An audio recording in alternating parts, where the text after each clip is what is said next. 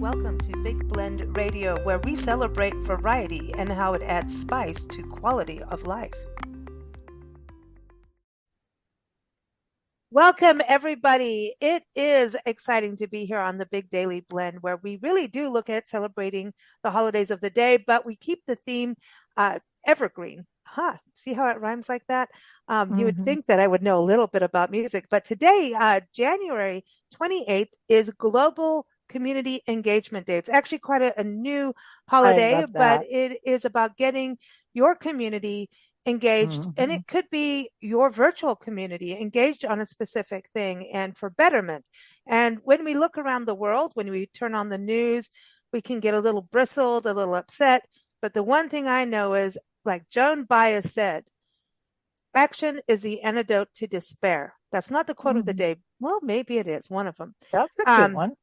But being Global Community Engagement Day, and that Joey Stuckey, the fabulous musician, composer, recording artist, singer, songwriter, radio and TV personality, columnist, educator, sound engineer. He is joining us. He is also the official music ambassador for Macon, Georgia, which is the Southern rock capital of the world. He joins us every fourth Sunday as our co-host. So go to joeystuckey.com because he totally rocks.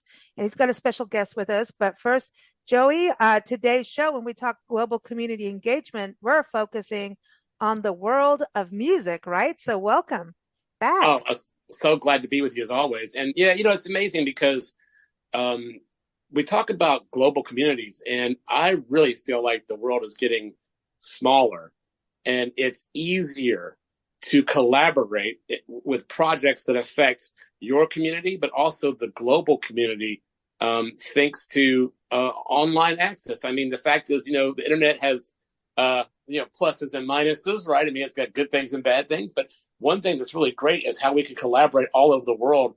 And it's very, very easy to do. So there's no excuse not to improve some aspect of your life, or the life of your community, or that of your global community. And I think the best way to do that is through music, because it's such a powerful language. So it's exciting. It's a great topic. Oh, you said that about language. Nancy's got the best quote, and I'll have to read it because I think she's got her screen off on there. But I have it up. Oh, you do? You got a screen? Nancy's got a screen. Yes. Here's one of the quotes. Music from Herbie Hancock, and I love Herbie Hancock personally, but music happens to be an art form that transcends language. I think it does. When you travel the world and people don't speak each other's language, there's this soul connection that happens. Yeah. I would, I would never naysay Herbie Hancock because he's one of the greatest, musicians ever. But I will say I would frame it slightly differently, because I think music is a language with that has its own syntax and grammar and rhythm and poetry, and so it transcends perhaps what we would consider the spoken language, but it is its own language. So I think that's a nerdy point, but I think it's true. And I mean, the great thing is, and I can tell you from the world traveling I've done. Of course, Nancy, you and Lisa have traveled more than anybody I know.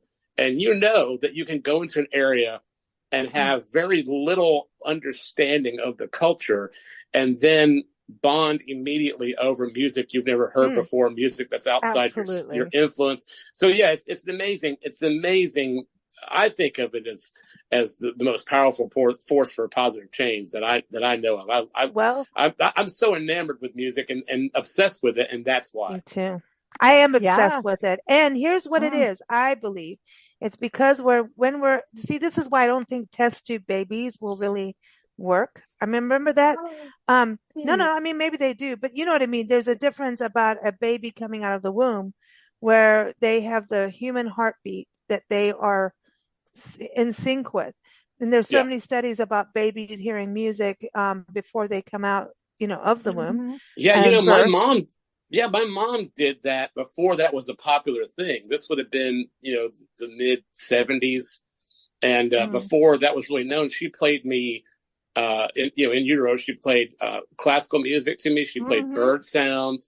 As you guys know, maybe our listeners don't know, my wife is an advanced practice nurse and a certified nurse midwife.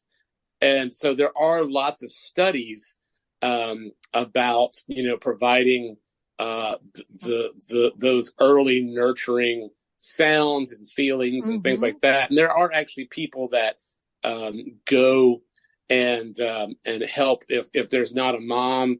If for some reason there's not a mom, there are people that literally go and volunteer to hold babies, to rock babies, to sing to babies. That's a community right there, Absolutely. right? Yeah, it really is. Yeah, that is. And going on the language. Well, I was saying the heartbeat because I think that is where we all connect as a global music community. Is that we all understand the power, the rhythm of a heartbeat. Sure. Which is the drums. I mean, Bo Diddley knows. He's like, dude, okay, you got to go to a doctor when you start your heart doing that. But, let's like train roll on. But Right. there is this, going back to the language, Sidney Lanier, and I'm probably pronouncing the last name wrong because I do it with everybody. Music is love in search of a word. I love that. I do love that. But do you know that Cindy Lanier is from Macon, Georgia? And did I pronounce Sydney's last name? I did not know that. We're in the South. We say Lanier, so I don't know if that's, but that's how it's said around here. I did not know that. But is that total cool quote? And we actually have the Cindy Lanier Cottage here, where it's like a little museum, and there was a good friend of mine who used to do historic reenactions as Cindy Lanier and do poetry and music and all these things and tell stories about who that was. But anyway, I bet you didn't know that. That did not know. Okay, well, hey, I love these shows. I love these podcasts, and I love music, and I'm excited to meet our next guest.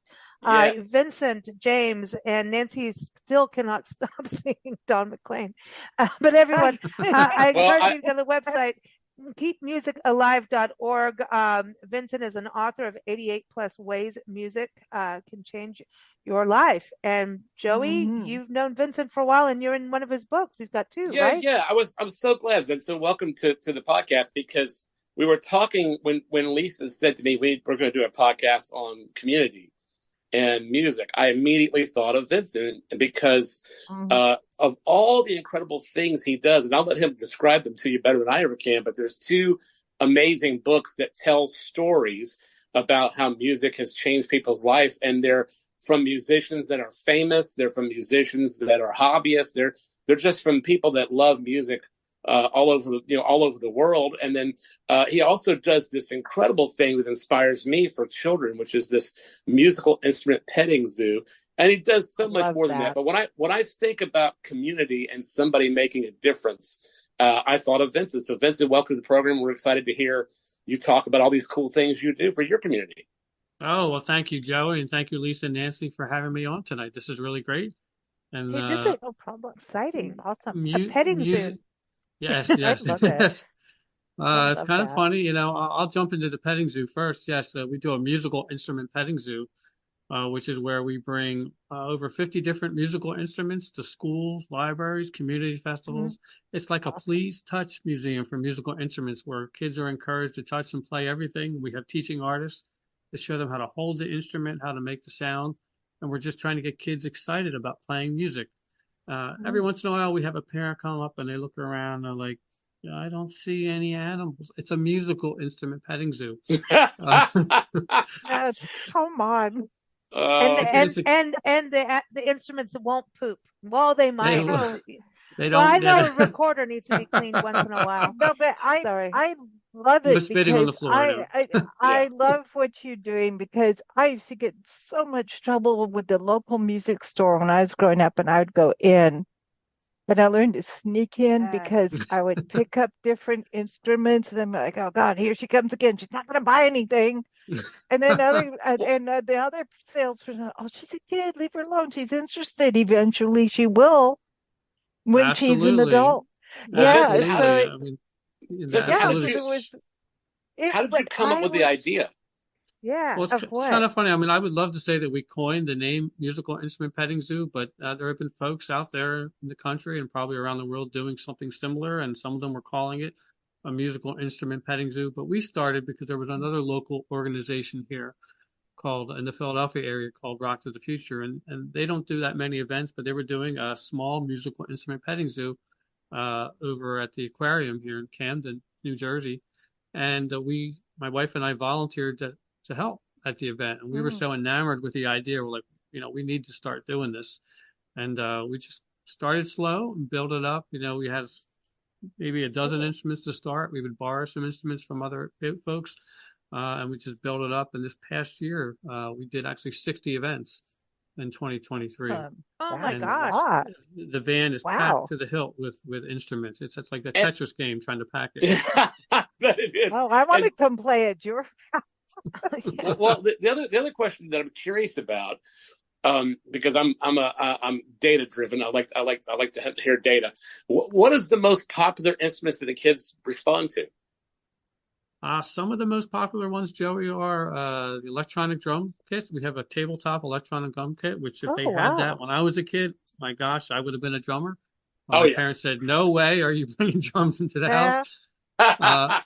Also, we have a miniature accordion, a small accordion. I was really surprised how much the kids are really drawn to that.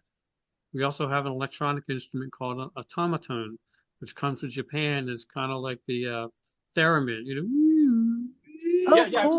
I've seen one. Yeah.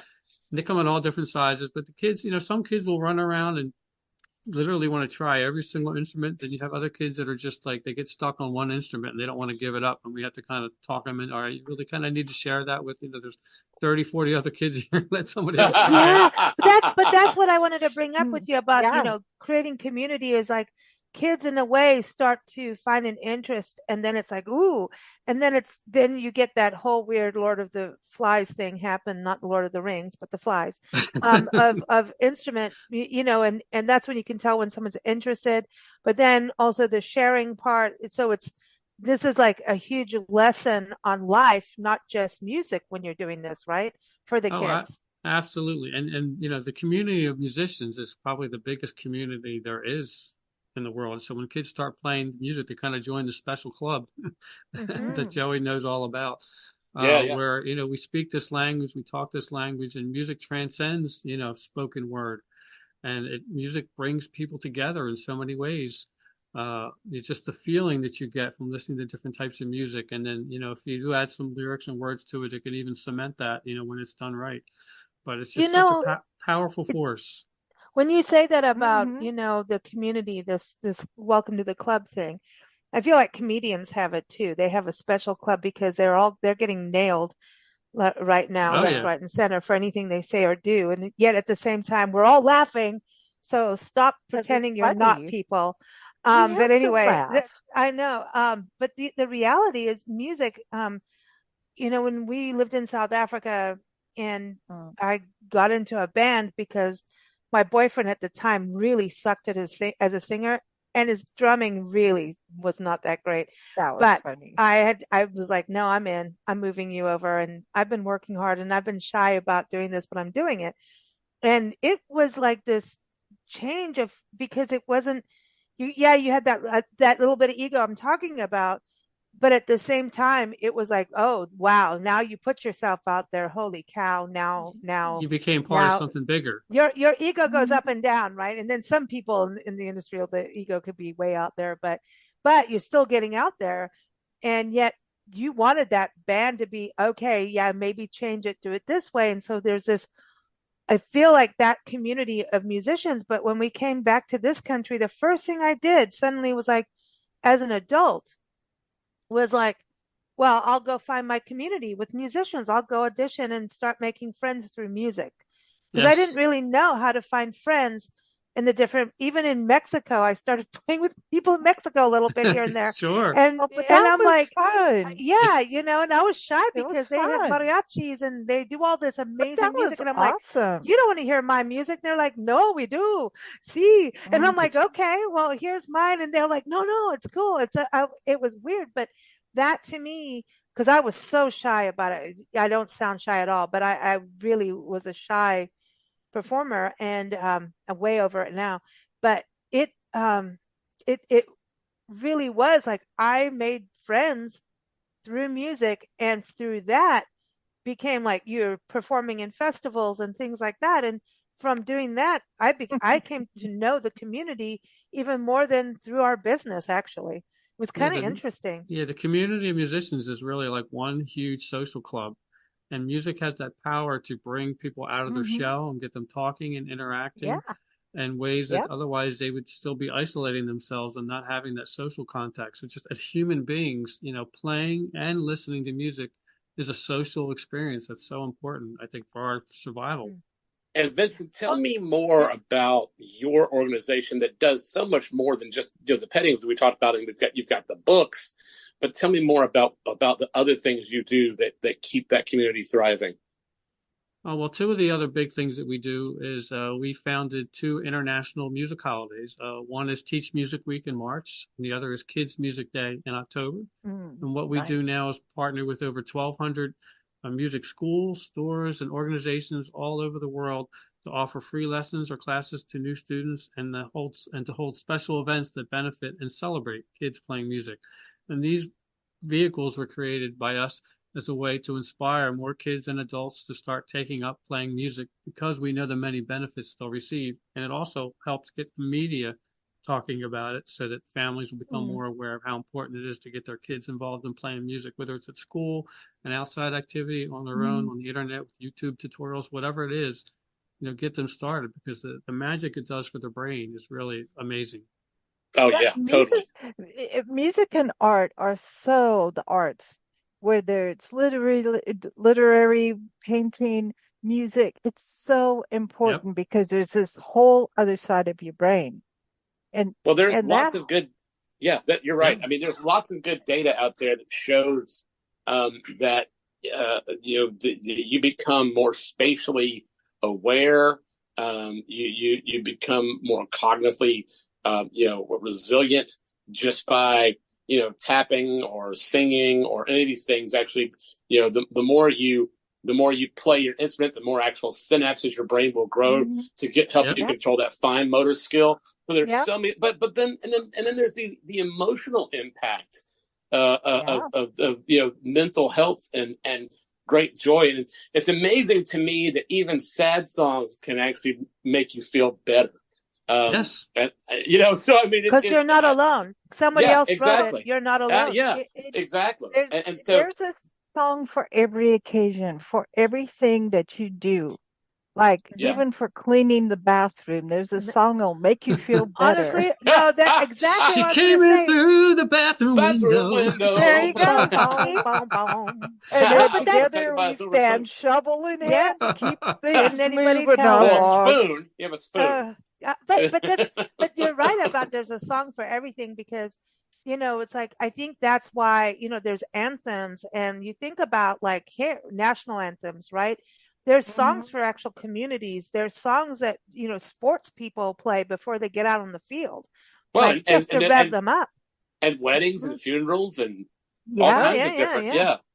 So that's community in all of it. I mean, a song and just even a community can be two people, right? A special song. Absolutely. When people pass away, right? When our bass player passed, music actually at that point I had to stop. I couldn't hear music because all I saw was that. And then it was like 48 hours. Then I'm like, give me every song, because we were very, very close. And give me every song. I want, because it wasn't just about the music. It was the memory that's attached to the song. That's where I think is so, and it again goes to that heartbeat. But going back to you, Vincent, you're a guest here and talking about 88 plus ways music can change your life. You did 2 books, and Joey's in one of them. What led you? Why number 88? By the way, is it about infinity? Because I love the number 8, but why 88? I mean bird wings. Ooh, I hadn't thought about that. It's actually the number of keys on the piano, which is where the title came from. Right. Yeah. And it's funny that 88 Ways Music Can Change Your Life, the book series, is really what started everything that we're doing. We didn't start out thinking, oh, we're going to create a nonprofit, we're going to do these music holidays, we're going to do instrument petting zoos. None of that. It was like we had an idea, about writing a book of including inspirational stories from musicians around the world about how music impacted their lives. And that's kind of really what started everything that we were doing. And we reached out to the community of musicians. I think we initially reached out to over 6,000 musicians for the first book. Wow. In, I think 2014, before publishing it the next year. And the stories that came in, some of them just made you want to cry, and some of them made you laugh, and some of them made you think, like, what the heck? What happened there? It's just, really amazing, the stories that came in. And, the more that we dug into it, I knew that music was important to me and how much it meant to me in my life. But I had no idea, as we started digging deeper into the research and understanding how valuable music is for kids and adults, of all ages. I mean, the kids, we talked before about the differences in the brain. It actually builds a bigger pipe between the left logical and right creative sides of the brain when kids learn to play music. And they're learning perseverance, self-discipline. It builds their self-confidence, which carries over to every other aspect of their life. But it all started with the book series, with just, reaching out. Like, I'm wondering if anybody will send us stories. And then, even some of the celebrities starting sending us stories and quotes. We're like, wow, this is amazing. Let's do it. And then Joey, you're in the second book, right? Yes, yeah, I am. And there's so many amazing stories in there.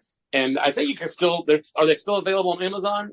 Vincent? Yes. Are they still out there? Yep, okay. Yeah, it's 88 plus ways music can change your life. And then the book that you're in that came out a few years after that is 88 more ways music can change your life.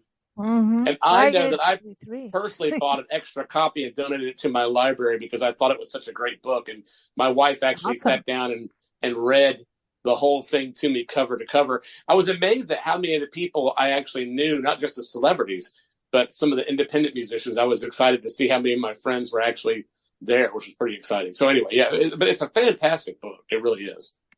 Thank you. Thank you. It's folks like you that, that contributed, pieces of their lives, that made it the special, reading that it is.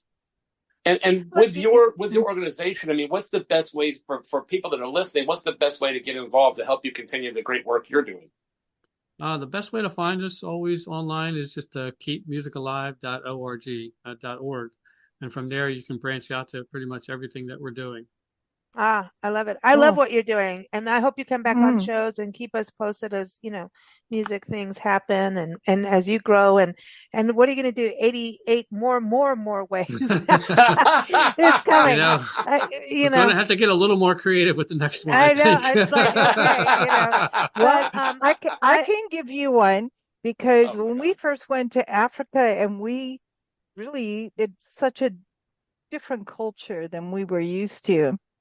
One of the tribes that we visited, they were having a dance and they had the drum rhythm and they're like, come on, get up. Because I was like, is it proper to get up and dance with them or do you wait to be invited? I don't know. They're like, come on. Yeah, so I got up and then they were like, shake that booty kind of thing. No, I'm like, cool, get down. My butt still sticks up in the air. I know. And so they sounds like a personal problem. And then they told you you're married to the chief. No. Yeah, exactly. That's not far off. No, I mean we're talking about way back when and real tribal situations. But it really softened everything, and then we could talk. Yeah. It broke down the barriers and allowed you to start to connect. And I just thought, okay, so you just get up to some really good, and man, their drum beats are awesome. But I did actually learn how to stick my butt up, and I'm old now, but like back then as a kid, there's a way of holding your butt up it's a part of being in it, showing that you're attentive. So if your butt's down, you're not attentive, but if your butt's up and your chin's up kind of thing, same thing, butt up, chin up. And my body's kind of a little that way now ever since that. And that's why my belly sticks out. I'm just saying. I'm kidding. Alrighty then. It's nice to have something to blame, isn't it? I know. But listen, the African communities on music was everything. When that communities, was so much fun. If there was a funeral, the wailing and how wailing became music it's musical. Your inner core Feel to the bone. Literally, Yes. you can't even move. You really feel it. You And really, really feel it. celebrations. It's like, holy cow, man! Talk about transcendence, man! You're gonna beam up. Yeah. I mean, that just It's lifts you, so and it's awesome. amazing because you could just be sitting in one spot, but you literally feel like you've moved, or that you really feel your butt moved up a notch, but maybe not now. Okay. But anyway, I want to go to our champagne toast. We do this on every show. And before you go, Vincent, we got to do our champagne toast. It's Sunday. It's our family tradition of raising a glass. It does not have to be champagne. It's not even a glass. It's just really about going, yes, there's crud in the world, but let's have a good time and look at what is good because, gosh, like Willie Nelson says, once you start counting your blessings, it's a lot happier, man.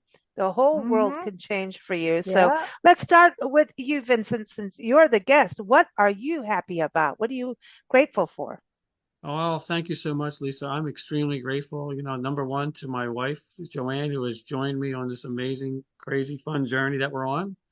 And I'm grateful to all the different folks like Joey and your folks and everyone else that has helped us support this mission that we're on to make it much better than it would ever have been on our own. Ah, I love that. What about you, Joey? One of the things that I like to raise a glass to is a new day because I feel so re-energized when the sun comes up, even though I'm blind and I can't see that. I can feel it on my skin, but more importantly, I can hear all the little creatures start to stir. And I can hear my favorite thing is to start hearing the birds sing. And I love to hear birds sing. I have a home office here where I grab my coffee and I start my emails and I start my day very quietly. But what's so exciting about life and that's so wonderful is that no matter how bad today is, we have this amazing thing within us, this hope and knowledge that the next day is you get a chance to do it all again and maybe get it right. I agree. Yes, love that. I agree that's my favorite to new days and new beginnings. I love that. That's my favorite thing about driving across the country is seeing people wake up and, lights going on and going. Hopefully not while they're driving. That would be bad. No, they're in their houses. And I just want to go, especially if you're in backwoods and areas, you just want to go like, can I come have a cup of coffee with you in your kitchen and know what's going on in your life? But I think a cup of Maxwell House because that's right. Or whatever. It, even if it's instant coffee, I don't care. Just I want to go sit down and find out. Where they like strangers would walk up to the door and go have coffee? Wasn't it the Maxwell House commercials where they did and that? And then the father says, "Get your hands off my daughter." Yeah. Get my shotgun, boy. Yeah, that's it. That's it. Nancy, what's your champagne toast? Not getting caught. Yeah. No, well, okay. I like to have a champagne toast, especially in the wilderness, because if you open the champagne bottle and let it rest a little bit before you pour, you will see birds, bees, butterflies start to come in because they can smell it and they know it's got sugar and they're all like, hey, we want some of that. And then you pour it, and as you go to drink, there's always a butterfly that will land on a glass. And I call that a blessing. So I love that. That's so cool. That's beautiful. Yeah. That's a blessing. Butterfly blessings. I want to tell you, Joey, you know that I'm going to get into this whole recording of nature and stuff, right? Yeah. So part of this was inspired by a hike we did in Pisgah National Forest in North Carolina, up off the Blue Ridge Parkway with our friend Steve and Karen.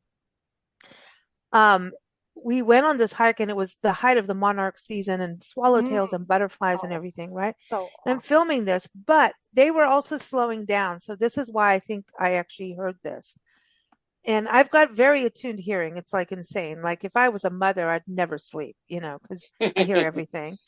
And I was filming and things, because it was the end of August, even at that time, it got chilly up in the mountains where we were, in the Smoky Mountains. And I'm filming, and this butterfly landed and flew slowly because they were slower because of the cold, touched my head, kind of landed and took off.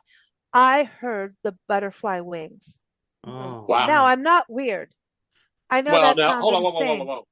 You are weird, but not yes, insane. You are. But not because of that. I couldn't believe it. You're like, weird, when I but heard not it, I heard because it. of that. And I'm like, Right. I heard it. And everybody's like, what, through the grapevine? No, but I heard it. And they're like looking at me like I'm nuts, but I'm like, no, I heard the butterfly wings like slow. That's cool. It was like it was a sound vibration. Nothing else was making that. We're out in the middle of nowhere. And I heard the sound vibration. But where were we when all the butterflies landed on us? Oh, that was Tucson? That was Saguaro National Park. Yeah, when the butterflies landed on us, and they all they were all over us, and we were like, "This is so cool." That was the day that we started our tour, our Love Your Parks tour. Our cat died, and we were crying. And our friend Rondi came with us, and her cat had just died just a couple months before that. So we're all crying. And we have champagne, we're toasting the life, and then all these butterflies surrounded us. And then I almost stood on a rattlesnake. So that was a good day. Just saying. Yeah, the almost part was definitely a good. Yeah, for sure. Yeah, almost. What was a pit viper? There's these black diamonds. Lisa likes all kind of critters, but I'm not a snake fan. Snakes are cool, man. They really are. Sign. And when I looked it up mythologically and all of that and spiritually, it's a sign of rebirth. And here we were like, well, and health, because the butterflies and the snakes. Yeah, they're a sign of rebirth and health. Yeah, and health. And so our cat had passed on, and she knew she was going. And anyway, I don't want to get into that because it's sad. But we both went, okay, well, then what the hell are we here for? Let's go, And that was a weird decision. That was weird. It was just odd, and because we're not good at sitting still in one place unless there's an animal. And here we are, pet sitting across the country. Go figure. So I'm going to toast to pet sitting. That's going to be my toast because the animals become such intimate friends. That didn't sound right. Close friends. It does not. Yeah. That did not sound right. I didn't mean it that way. But close friends. I can't take you anywhere.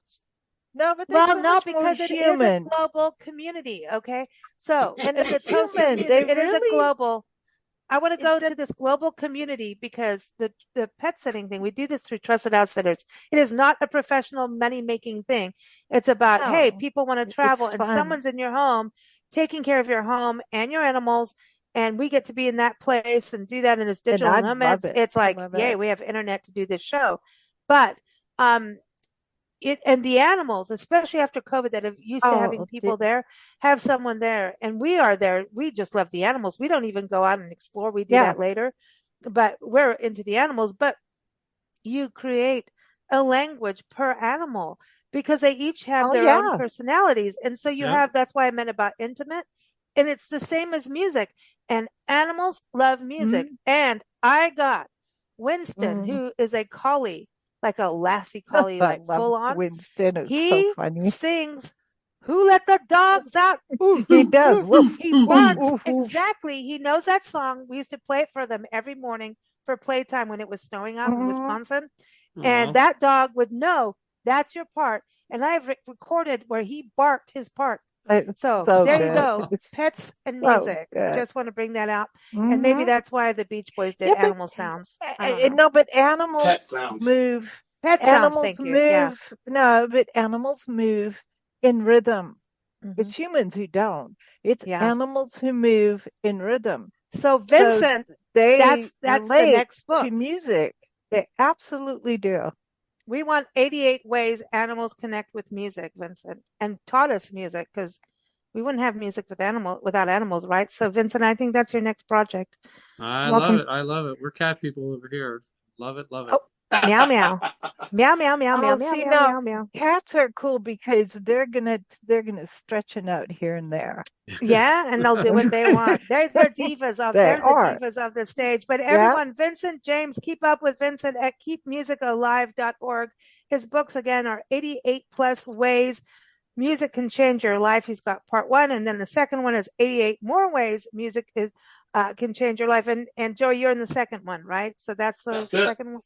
So awesome. Basically go get both, and they're on Amazon, all those great places. Yes, you must have both.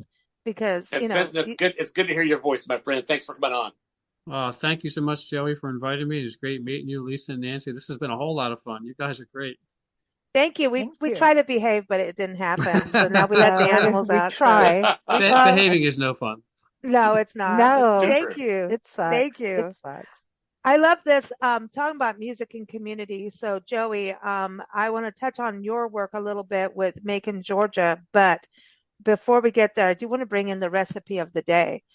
And this is very important because the recipe of the day is, I was thinking about this music, but how many shows do you go to in community performances that it's a potluck or someone's doing a show at their house, right? Yeah, And house concert, sure. House concerts. So here comes the grand old standard, chili. And I thought chili has to be the recipe of the day. So we've got one from our friend Erin. Her and her family have a farm stay in just outside Greenville, Tennessee, outside the Cherokee National Forest. It's gorgeous. You can go fish. They actually are a cattle farming thing. We had wine. We hung out with them. And I know they like music, and she's from Louisiana. She likes music. You know she does. And Tennessee, heck yeah. But anyway, so the recipe of the day is Erin's farm style chili. And I thought, a big pot of beans, it's economical. You can have beef in there if you want. You can somewhat musical under the right circumstances. And musical. See, you got it. And exactly where I was going. Hey, beans are a musical fruit. The more you eat, the more you toot. Exactly. Sorry. I love it. So true. I love it. I love it. So, okay. So now moving forward, that's the recipe of the day. Do you have a favorite recipe for community gatherings, potlucks? Do you ever get nervous at potlucks? I know we do because we have so many allergies and stuff. Yeah. Like, did someone put fish sauce, then we're going to keel over? Yeah. Do you have a favorite food when you perform? Do you eat? Do you have green room specials? It's interesting because I try not to eat a whole lot right before I sing. Sometimes it doesn't work out for me. Like New Year's Eve, for example, we were on the road. It took about an hour and a half to get to where we needed to go from Macon. It's a place called Americus. So about an hour and a half drive. And we had to start loading up. People don't realize, we had to start loading up the equipment at 11:30 a.m. And then we were on the road by about about 2:00. And then because we had to hook up the trailer and back up the trailer and blah blah blah, load all the gear, and the gear is all on the second floor where my rehearsal room is. So we had to bring it down. So anyway, and then we get to the venue about 3:30, and then we immediately start unloading, and we did not get fully set up and sound checked, and we were not done till 6:30. And then we had a few minutes to go take. One of the guys went and took we had hotel rooms for the night as part of our contract. So we went and one of the guys took a quick shower. We all went and, sort of freshened up a little bit. And then we had dinner reservations at the hotel, also part of our contract for 7:00. And it was sort of a fine dining restaurant in this hotel. Absolutely delicious. But I ate a lot more than I intended because I had not had time for lunch. So I broke my rule and felt very bloated for quite a while, and had to go sing and all this stuff. But I messed up. But I tend to eat light on days I have to perform. But I do think that I do like to have some kind of sports drink when I'm performing that keeps me, it keeps me well hydrated. Cool. And then I keep that up there. Hot tea if I can get it. I try not to be too locked into any habit or ritual, because to me the definition of a professional is someone that takes whatever they're given and makes it work. So I try not to get locked into. I have preferences, but I don't have necessities. If that makes sense. Like I prefer certain things. Yeah. So I prefer and I have little snacks. Like I'll eat some, like high protein snacks, like a cup of peanut butter or maybe some almonds or something like that if I can do it. But as far as potlucks, like when it's a party and I don't have to worry too much about singing, my wife's chili is always a hit. Her other chili. and her other her other two big recipes that, well, actually 3 big recipes that go well are bacon wrapped asparagus that we'll take to potluck sometimes, because bacon makes everything better. And Nancy, I know. And then she also does a really mean cheese ball. So she does a great cheese ball, and then she also does really good dressing for the holidays. We don't typically take the dressing to potluck, but anytime there's a party, she'll typically take her cheese ball or chili. Listen, she's a fan favorite in my book now, and the only way to get Nancy to eat asparagus is some bacon. So wrap that sucker she's up. winning. Yeah. But it's interesting, about rituals, because a lot of musicians and athletes and performers and, perform on command have interesting rituals, and that's what gets them through. And I think sometimes you're really right. Rituals can be a really strong positive, but you can also start to use them as a crutch, so that if you can't do your ritual because that's not where you're at. Yeah. So, I mean, there's like, a balance. for example, That's interesting. Yes. I mean, I knew a guy, and this is no disrespect to him. He's a fabulous person, fabulous musician. But his name's David Ragsdale, and he used to play with Louise Mandrell in Kansas, and played all the violin parts of the Smashing Pumpkin record, Siamese Dream, and then Melancholy of the Sadness, which were pretty big in the 90s. But he used to he was so hooked on his ritual of coffee that he traveled with a grinder and all this stuff, and like had to set up his coffee machine in whatever studio he was in. And I mean, it was a massive undertaking. Well, Nancy and I just take a wine barrel everywhere we go. You should see how we fit it on top of the RAV4. It just fits perfectly. But it just. I mean, that's a. And I'll tell you the other thing is, and I'm not trying to out anybody, but when we were playing with the B-52s, their drummer had a real difficulty because he didn't have a certain pair of golf gloves that he wanted, that he used to hold his sticks, and he really had a meltdown on stage, and was really upset, and the concert promoter had to go send a couple of runners out trying to find all these golf gloves. And I just feel like that. Come on. No, I hate that, because it's travel to me.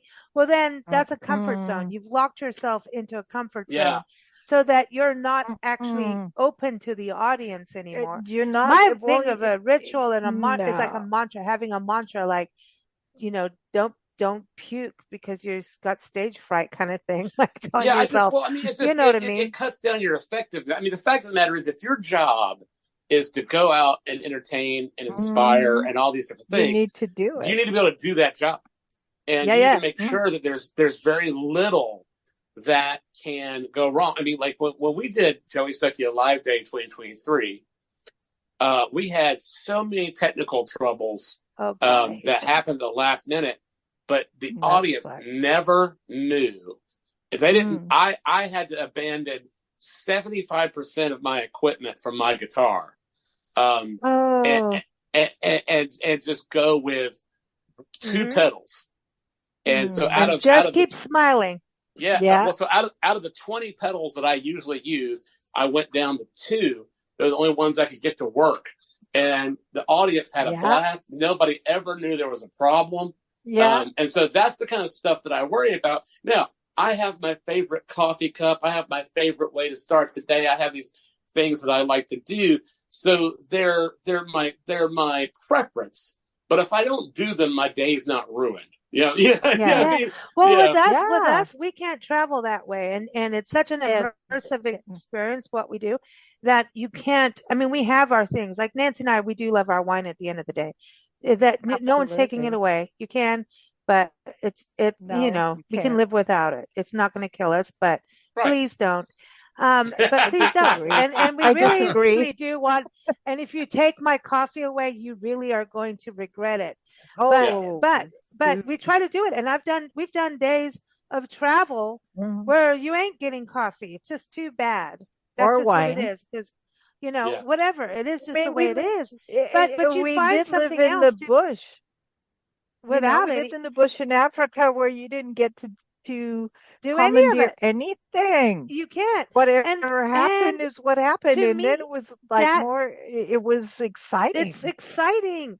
It's exciting to have that. And I don't know, but we're kind of like, we have such tiny creature comforts at this point.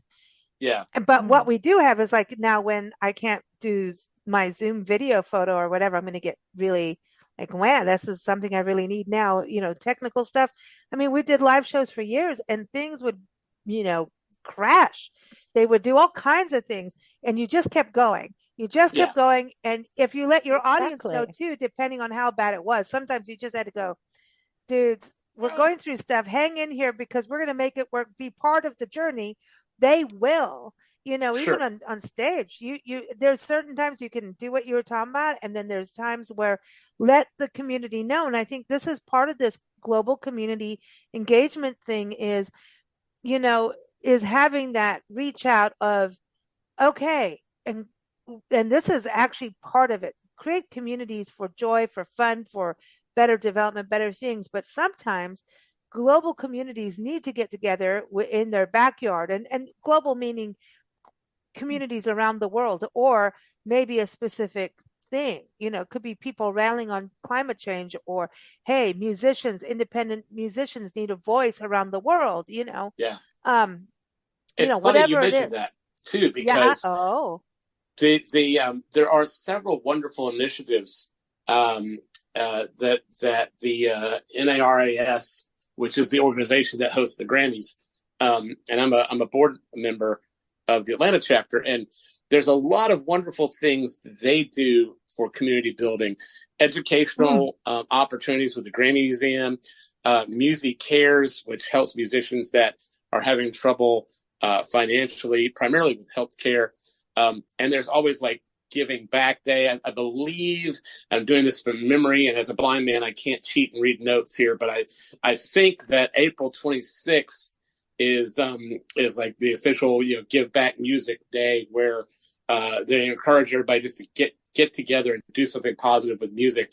And there's also another initiative that has nothing to do with NARAS, but there's also another initiative which is Make Music Day, which takes place on both the summer and winter solstice. So that would be June 21st and December 21st.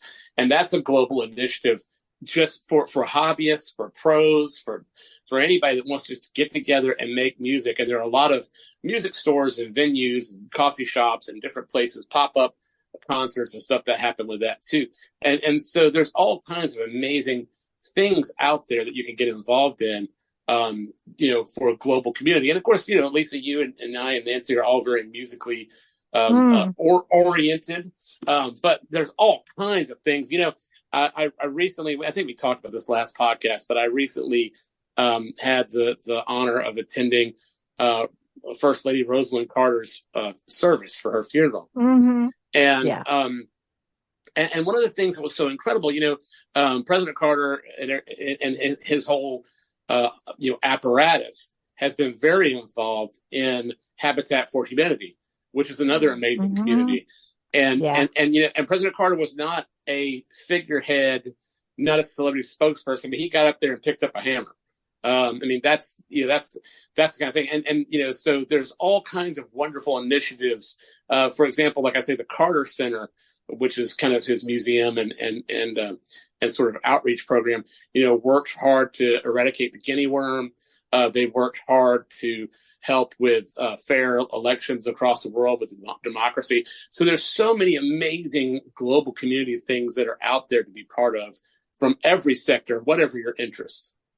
Well, Joey, I wanted to go to you about this because I know that's part of also why Vincent James, who was just on the show with us, talks about you in his book, The 88 Ways, music can change your life. We talked about this before the show and you were like, you created your community. You're the ambassador for Macon, Georgia. So of course you've got Joey, the Live Day, which this celebrates Joey being alive. Yes, through surgeries, from an aneurysm, that ended up making Joey blind. However, he's alive. So it's celebrating his parents had the initiative to say, you're alive. Let's celebrate you being alive instead of going, oh crap, you're blind. Exactly. Yeah, And exactly. you know, I don't know if your parents would say words like that, but anyway, you know what I mean? I'll You never can, tell. it's about but that's a perfect example of it. You know, our world is facing so many things from climate change, and everybody has different opinions on it, but we actually really don't Yeah. have time for that. Yeah. But we do need to make time for that, right? Yeah. So as Yeah. I said that, I'm also going, we need to make time for these conversations. We have to have community happen to make progression happen for everyone. Yeah. No one's going to win all the time, just like in sports. And in music, no one gets to be the lead singer or the lead guitarist all the time. If it was one big guitar solo, eventually, we can have some big ones, but eventually it's Nobody like, would advance. you Nobody can't would smile advance. all the time. You have No, to you have can't. right? You can't. Nobody would advance. You have to have that little competition. Yeah. And you have to have that spark to do better. Yeah. And if you the interesting thing, yeah, I think you're totally right. I think the interesting thing about music is that whether you're a novice or a pro, there's room for your art. Now we're not going to all sell out 80,000 seat arenas like Adele or Rolling Stones or whatever, but there's room for your art, and your art will be valued by you and somebody else. And that's the real key, is to find who you're speaking to. It needs to hear what you have to say. And the fancy way is to say we target your audience, right? That's, you want to figure out who wants to hear your message. Yeah. But that's the beautiful thing about any art. I mean, like I say, visual art doesn't really mean much to me, because I appreciate it intellectually.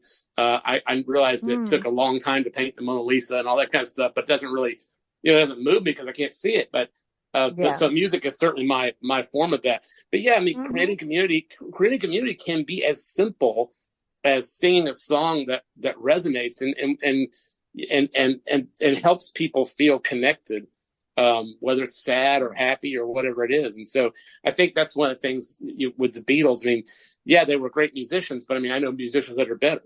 But they came along and created this sound that resonated with people. And it was the spark of all their individual disparate natures coming together in this amazing collage of sound and poetry. And so it's really impressive.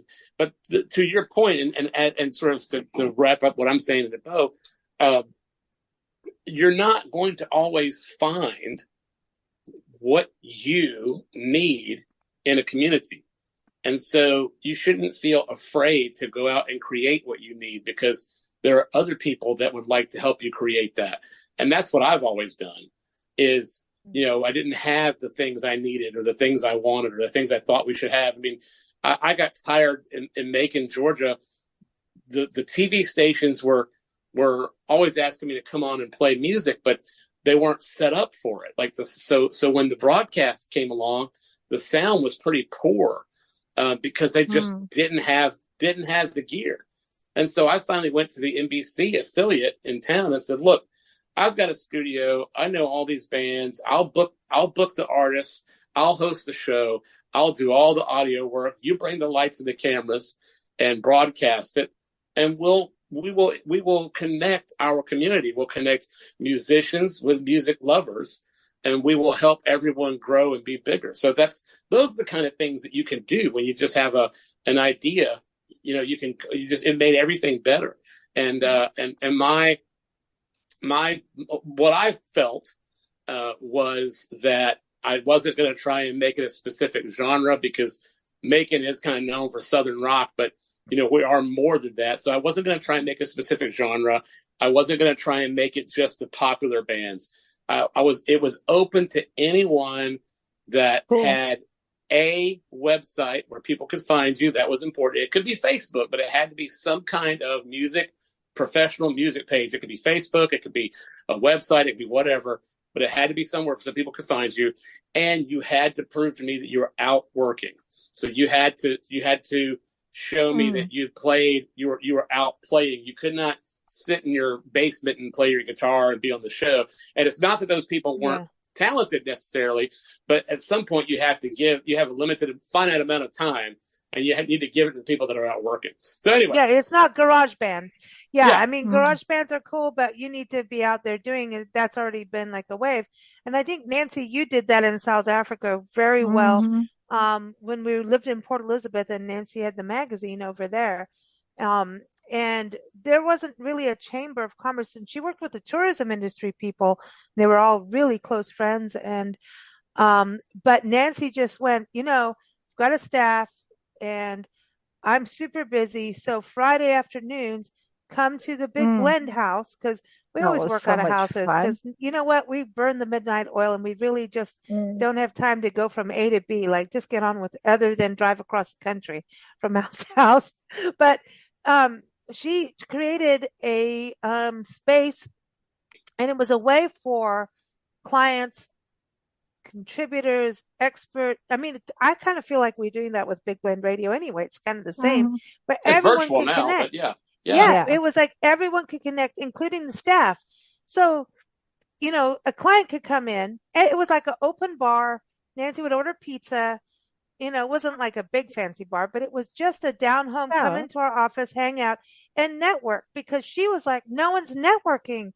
And so she created, I mean, that was it. And Nancy, she sat behind the bar That's and right. and conducted business because that was the only way because she was so busy with staff. Like she was used to being out in the field. And then she was like, oh, well, this isn't good. I need to somehow bring everybody in so I can make sure it was a way of making sure, like if a sales rep, had a client that they were invited so she could get to know the client and that like everyone, it was her way of connecting everyone. Yeah, I think that's brilliant, and it's what needs to happen. You can do it in large ways and small ways, and of course, I still believe that in person is better if you can make that work. But online's great too. I mean, Hey, Joey, we're going to see you this year, man. I'm telling you. Well, you better. But back then, it was so hard to connect people in the different countries that we lived in, especially in places like Africa where you would have one we had fax race of people. Yeah, no, we had one race of people that would come in for cocktails, and then the other race would start to show up, and then there was this hide the cocktails. the shock. Yeah, because we had a lot of we had clients, all religious beliefs. How dare you put them? Yeah, how dare you put them in the same room with us? Nancy hired Jewish people and Muslim people at the same time. She had Hindus and Muslims. I mean, all of it, but it didn't always work. Because I was just trying to say, hey, give it a chance. Let's all work together and throw out what you've been taught and just experience this evening and take it for what it is. Do they really live up to the things you've been taught? Yeah. Well, because and I don't mean this was late 80s and early 90s. Yeah. So we were now I think we're progressing a little bit more so people can go, okay, this person's drinking. I don't need to, you know what I mean? Now we're but it was South Africa. For South Africa, it was progressive what she was doing. But it was interesting to watch because I got a lot of hate mail and I got a lot of love mail. And now we're back home. I know. I had people who would come and hold my two hands together, and I'm like, "What are you going to do to me?" Because I didn't know. Because now your hands are locked in their hands, and they would either bless me or not. So it was interesting, and I learned so much about human nature and fear. Yeah. And you can smell fear. Yeah. You can smell it. And I got to the point where, this one's going to be one of those, and that one's going to be one of those. And it was interesting because I didn't have any real status. Like, I didn't run the country, Right. You're a woman. Women were still very second class back then. Mm-hmm. Well, I will quote the Muppets Take Manhattan. I just rewatched the 4K version with my wife, although that 4K didn't help me any. But as they say in the Muppets Manhattan, peoples is peoples. Yeah. But if we can do what we can, and that's it, you're going to create communities. When you create communities, you're going to have people that don't work well together and some who do. But the fact is, everyone progresses in unity at their own pace and time. You can't force someone to do anything when you think they should. And they will shatter your expectations as well. You will have beliefs and all things shattered and changed by experience. And it's true, because the one thing that Nancy was saying is about fear is, that is how people of ill intent like to stay in power, is through fear mongering, and they know it's the most powerful way to stay in power. And so they will try to discourage people from getting together and getting to know one another, because it's hard to hate people you just had a drink with. It's hard to hate people you just saw a concert with. It's those are the things that bring us together, so that they'll try and keep it apart. So community is more important than ever in the sense that, we all need to realize we're all on this small little rock together. Yeah, and look what music does. Like, you can play a song and people who don't like each other will get up and dance together. Yeah, absolutely. That's my favorite thing. Hey, listen, the conga line, as much as I think that's hokey as hell, I love the conga line because people are touching people that don't know each other. That's good. No, but art galleries. It depends. Do it one-on-one, but art galleries, 2 or 3 people will be looking at the same painting, and they all come, and then they'll start to chat. To talk about it. Yeah. And so there's the creative arts, I think, are the solution to world problems. To everything. Honestly. Absolutely. Honestly. And the political stuff is out to lunch. There's I'm gonna have to bring another movie. We're gonna add movies to this list. So the movie of the day, Mr. Holland's Opus, because I love that. And I think it's great. We're recording this while we're in Oregon, which is great. And this was filmed in Portland and in and around Portland. Richard Dreyfuss was the actor. The main. It is. He was not received nominations for the Golden Globe, and the Academy for Best Actor. I think the music on it. William Macy was on it. Jay Thomas, Olympia Dukakis. Oh, she's a badass. She's amazing. But I mean, the people in this were so good, and the music, because it also there were some really hardcore things in there.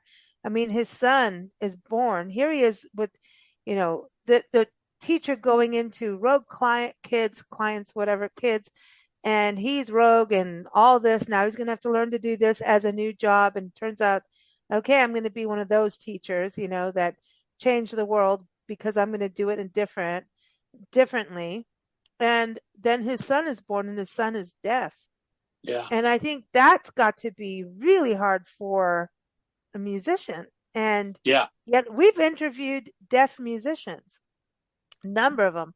There's a Deaf Musician Association, and it was right when we started our show 17 years ago. Here we are. Donna Hill. Remember Donna Hill coming on the show? And so we interviewed a lot. There's a whole organization of deaf musicians, and they're like, we can feel the vibrations. Like I was talking about the butterfly. They can, and their speech is different from those who can hear, but they are there. They are people. And that movie did that. And I played the music from the actual opus for Nancy the other day, because I have the album, and it's one of those in the car. Joey, I've got your albums in the car. It's one of my favorite things. Well, I'm honored to hear that.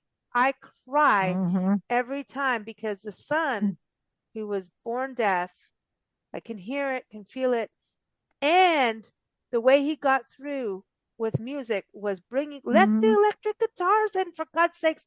Who cares about it? Orchestras can be everything. I mean, Led Zeppelin proved it too. It's a new instrument. Why turn it down? Yeah, Turn I it up. agree. You should It just celebrate was it. this breakthrough, and you can hear it. You can hear it in that music of the freedom of sound, of let it be what it wants to be. Yeah, And totally. I'm sorry, I get very emotional about this movie every time. I can't even talk about it, but I just did. It's a fantastic film. It really is. Do you like the music? Yeah, I do. To always be negative when something new happens is it's a bad way to live. It Look is, at it and first.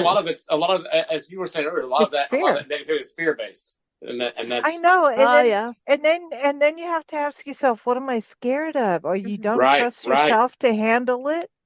Well, Yeah. what do you think I think about that? fear-based is always about you don't have the confidence in yourself to handle it or to make the right decision. Well, Mr. No, Holland did that. I think Mr. Holland that's in that movie, going back to that movie, he kind of dismissed his son over this.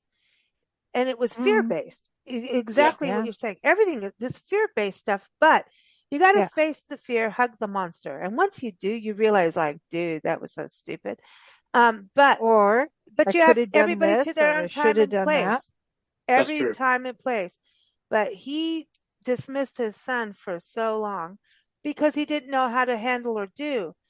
And I think, to him, and then I think it was about one of the worst things you could have is not being able to hear. I mean, to him, that would be like, how can he possibly survive and thrive like this? For a musician who could hear, not being able to hear is terrifying. Yet he had created this whole community of kids and their kids. You know what I mean? That's what's epic. I got goosebumps again. I'm gonna have to rewatch it again. But there are solutions, especially now.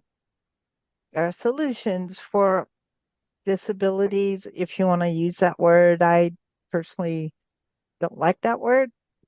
It's interesting. I just watched Ricky Gervais's Armageddon stand up. Oh yeah, cool, yeah. But he made an excellent point that words change their meaning over time. So yes, they do. So I mean, handicap used to be what people said, and now the community doesn't really care for that word. So you meet people where they are, but I don't worry about the words as much as I do the intent. And I think when you take everything in context, the words aren't as important. But for example, when you're doing an email or a text, you don't have the nuance of the person speaking to you. You can't hear their voice. So you can't hear their voice. You can't tell if they're saying it in a teasing way or a friendly way or a kind way. Exactly. So that's why when we're writing, we ought to be a little bit more cautious in the words that we choose, because in writing you can't. There's not that subtext from the voice and stuff like that, so you have to worry about it. Going back to George Gershwin on a quote. Wait a second. George Gershwin has a quote. True music must repeat the thought and inspirations of the people and the time, which I think is interesting because, I mean, I think you should also write what you feel, right? Oh, yeah. And I always think music and art is always talked about through current events. Even writers do. I mean, I remember reading a book where a novel where Facebook was just becoming, and the lady included Facebook in her novel. I'm like, you put Facebook in there. Like what? I mean, this was, I'm so young. And, it's interesting to me about that because it's a sign of the times. And so what you say about the words, it's like you hear words from music 30s and 40s and they're like, or 20s even, I'm happy and I'm gay. Well, that's not what we mean now.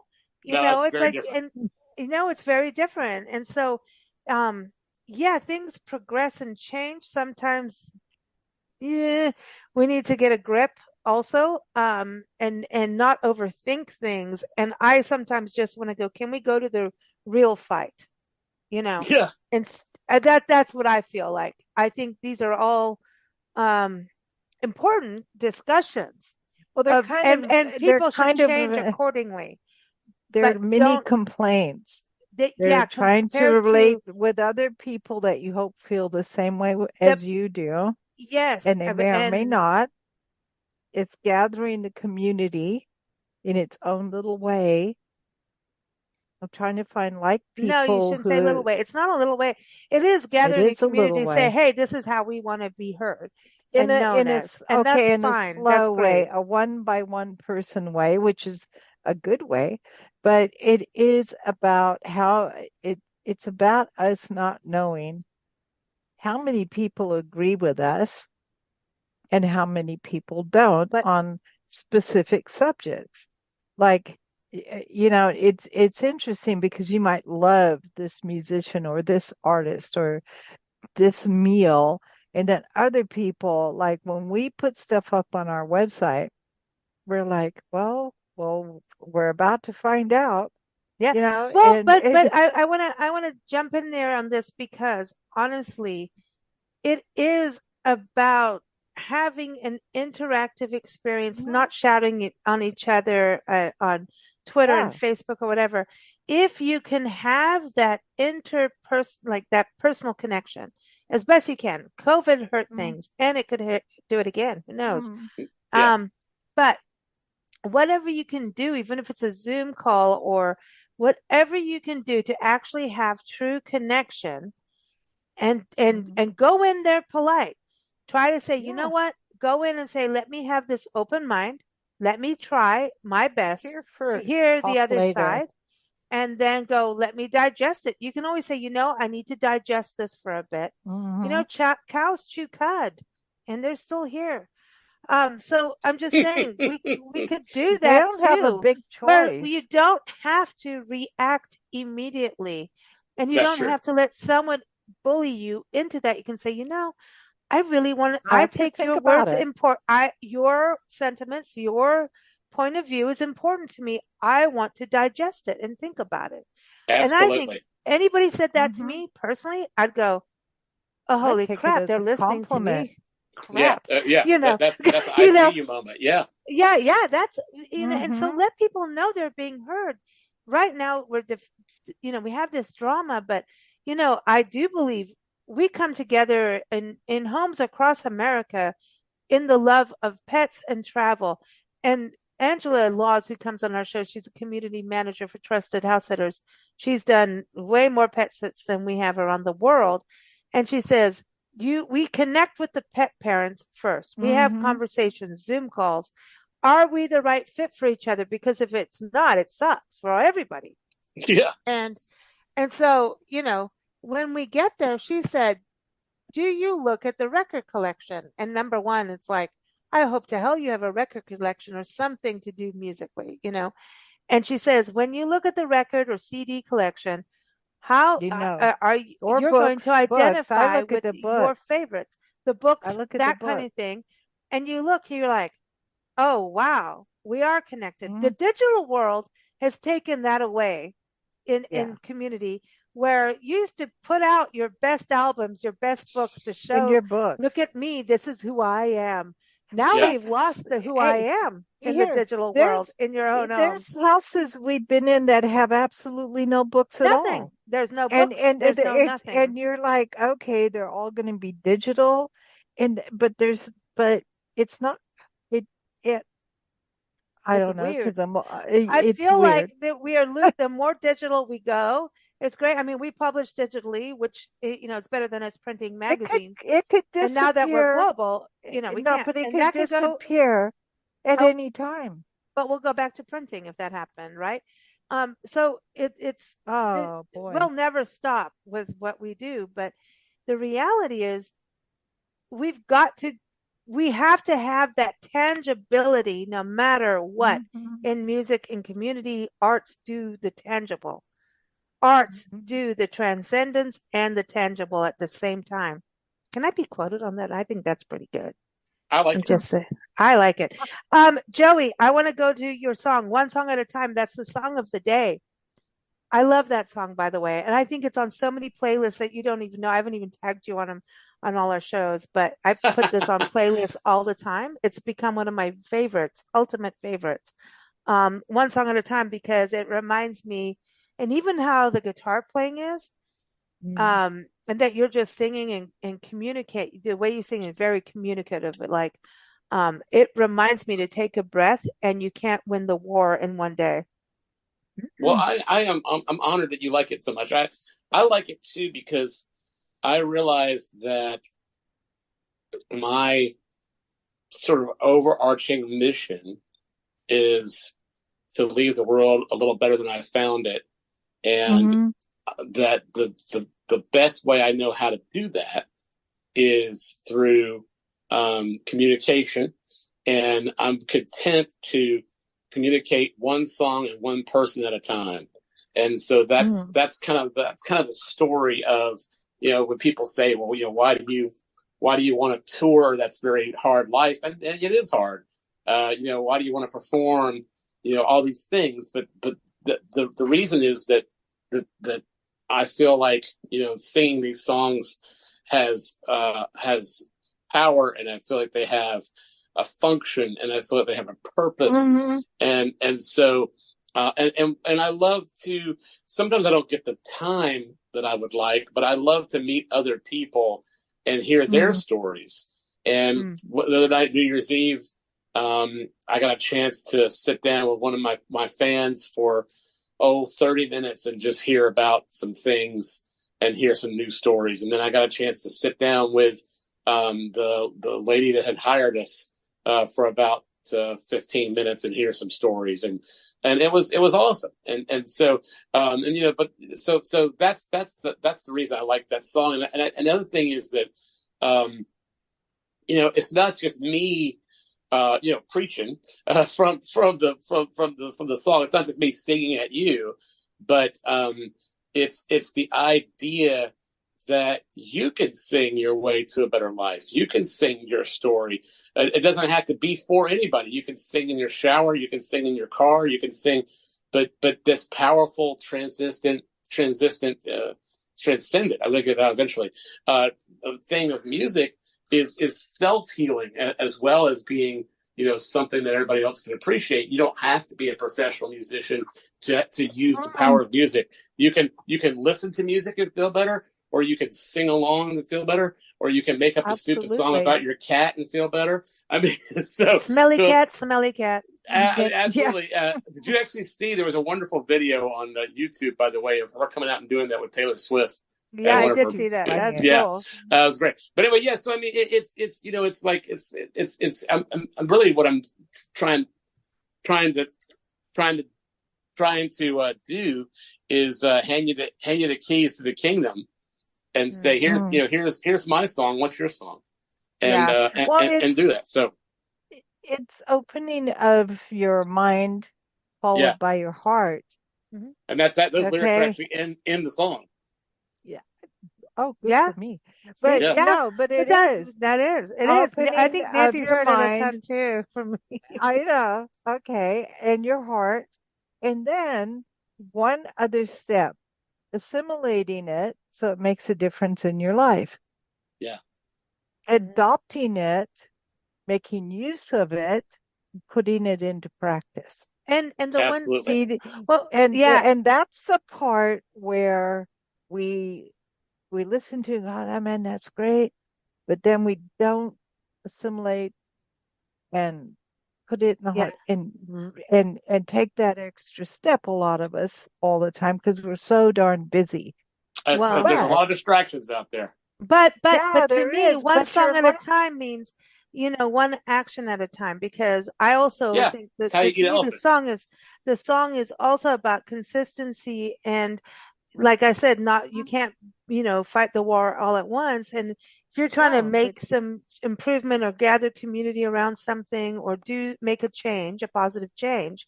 Yeah. You get there, you have this big plan and you go for it. And then you're like, oh, I hit a wall. It's not easy. Gotta go back. It's not easy. It's like one step at a time, one song at a time. Yeah. And don't give up. There's actually a lyric in there. There's actually a lyric in there that says, "This is just a start." Exactly. As one of the lines. And so and it's true. It's a journey. Yeah. Yeah, it's a journey. Like excellence is a journey. Excellence and success are two different things, But then when you hit that block wall, of negativity, okay, that is not a call for you to quit. That is a call for you to up your game. Yeah. And look at it and realize, oh, there's this other faction. Now I got to get over that hoop. Like if you were someone who raced horses or jumped horses, every time the horse successfully does a 4 or 5 foot jump, then the trainer goes, okay, now we got to do 5 foot 6 inches. Yeah. Right. And they push and push Absolutely. and push. Yeah, the horse to do more and more and more. That's a great and analogy. That's a really good analogy. I like it. So well, go ahead. No, because at some point you feel sorry for the horse because you're like, dude, physically, this dude can't do more than that. But it is about projecting the American spirit or human spirit. Human spirit. That was our band name. Yeah, human spirit. And I didn't know that. Yeah, human spirit, and that lasted real well. Well, it's Bono from U2, who is a pretty thoughtful guy. He actually has a wonderful quote in his book that I highly recommend everybody read if you're a U2 fan or just a music fan in general. It's pretty good, but it's called Songs of Surrender, and he's got a line in there where he talks about his father, and his father said to him, "Son, you're not really a tenor. You're a baritone that thinks he's a tenor." And Bono, and Bono said, he's not wrong. He's, I've always been interested. The things that interest me in life is when I'm always punching above my weight. I'm always the things that make me thrive are when I'm trying to be more than I am. Climb the wall that you can't. Yeah. Yeah. And I feel the same way. Well, we did this in a recent magazine, in regards to, at the beginning of the year. I know we're recording this earlier, but, the quote to me, we always we like quotes. And sometimes you think that's the person who wrote them, but then you find out they're not. But the quote for that one was, "Don't tell me the sky's the limit when there are footprints on the moon." Oh, that's great. So I think that, to me, that quote is huge. But I want to go to quotes. Nancy, do you have the Plato quote in front of you, or do you want me to read it? You brought it up. You got the best quote. Oh, I've got it here. Nancy got the best quote. She came in with the quote. And I had all these quotes, and she wins. She totally wins the quote war. It's from Plato. And you got to think back when Plato was, like ancient times. I know how early that was. And then I got to tell it. We also have puzzles. You had Plato, not the poopy Plato. I mean, what happens when you eat it, right? I never was foolish enough to do that. But I had enough problems. I do have to give our puzzle of the day too, because it's pretty cool. Nancy doesn't know we're going to do it, but we are. So I'm going to be in trouble. Okay. Here's the quote of the day from Nancy. Thank you. But by Plato, Plato. Plato. Well done. Here it is. Music gives a soul to the universe, wings to the mind, flight to the imagination, and life to everything. I love it. That's great. Beat that. Cannot beat that. You can't. You cannot. That's awesome. You cannot. Okay, so our puzzle of the day, everybody, is exciting to me, is standing on the corner park. Standing on the corner park. The corner park is in Winslow, Arizona. Okay, so which we have done. Me? Everybody knows I swear about hearing Hotel California over and over in the car on the radio when we travel across the country. And I'm not against the Eagles. I think that's one of the most brilliant songs ever written, really, when you sit and listen. And once in a while, I make myself listen to it.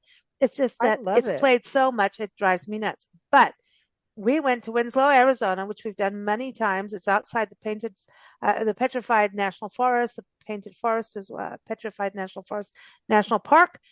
And we went there a few years ago and had to do the touristy thing of standing on the corner. And I bring this about community action and music. I was like, I know I have murals, I have parks that have murals, but I wanted to do this because Winslow was actually one of the largest towns in northern Arizona back in the day. Then Interstate 40 came and knocked it off because Eisenhower created, the highway system and the interstate system. And this had to do with World War II. So not a bad thing. But in the world of tourism, Route 66 sucked at that point. That was it. So Route 66 kind of died because of that. But at the same time, we had this huge war effort that needed to happen. And who was traveling Route 66 for fun during World War II? Not many. So that's what happened. But the Standing on the Corner Foundation came together to revive their town through this whole park. They created a downtown park that commemorated the Eagles' first single, Take It Easy, because they said standing in the corner in Winslow, Arizona, right? So they created a park out of that. They've now actually doubled the park the last time we were there. So this is a community effort that came together to say, hey, our town, our tourism is down, jobs are gone. What can we do to get people off Interstate 40? And that this is also part of the revitalization of Route 66. And that was actually started in Seligman, Arizona. We covered that back when we were Southwest Blend in print, went and interviewed people way back when. And I just say community action and doing parks together that also include music. There's a beautiful mural. So the puzzle of the day is that park. And it's a mural and a statue and all of that. And the statue is done by John Pugh. It's a bronze statue of a musician by Ron Adamson. But the mural is by John Pugh. And anyway, so that's what's there. And you'll see that all in the show notes. So there it is. Nice. Isn't that cool? Right? Very cool. A cool park gets people off. And you get some really good tacos downtown, too. Anyway, and they have a cool train depot. And as my T-shirt says, I like tacos and maybe 3 people. So I do love and me I some cannot tacos. lie. I like tacos like and tacos. I cannot lie. That's So right. everyone, keep up with Joey at joeystuckey.com. Joey rocks. He's here every 4th Sunday with us. Always a pleasure having you on our 4th Sundays, Joey, and all the other stuff. I know we're going to be doing a Q&A with you about the success of being a musician. And so we're going to be doing that soon, and always fun. So thank you, listeners. Always thank you, pleasure, everybody. Friends. Absolutely. Cool. Thank you for listening to Big Blend Radio. Keep up with our shows at bigblendradio.com.